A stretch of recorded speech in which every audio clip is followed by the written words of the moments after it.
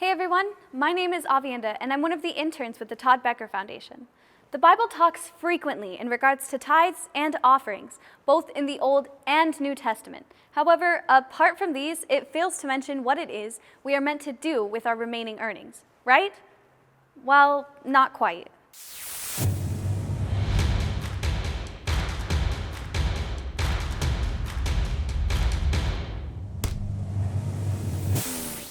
In Numbers 18:26, we read, "You must present a tenth of that tithe as the Lord's offering."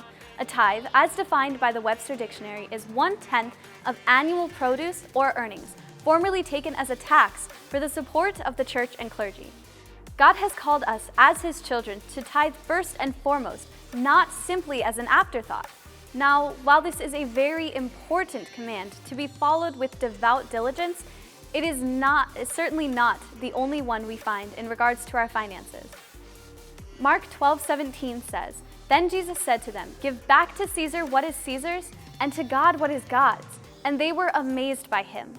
This interaction with Jesus was sprouted when Pharisees mockingly asked what they were meant to do about such a thing as taxes, another command from God, which requires our obedience.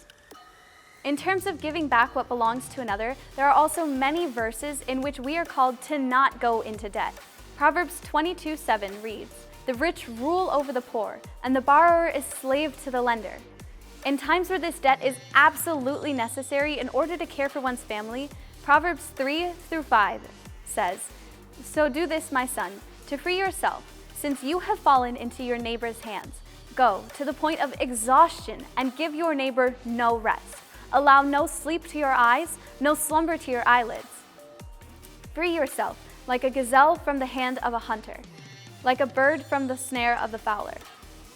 While all of these verses point to crucial commands in regards to our financial responsibilities, most noted we are called to be mindful and intentional with our money, as observed in Matthew 6:21, which reads, "For where your treasure is, there your heart will be also."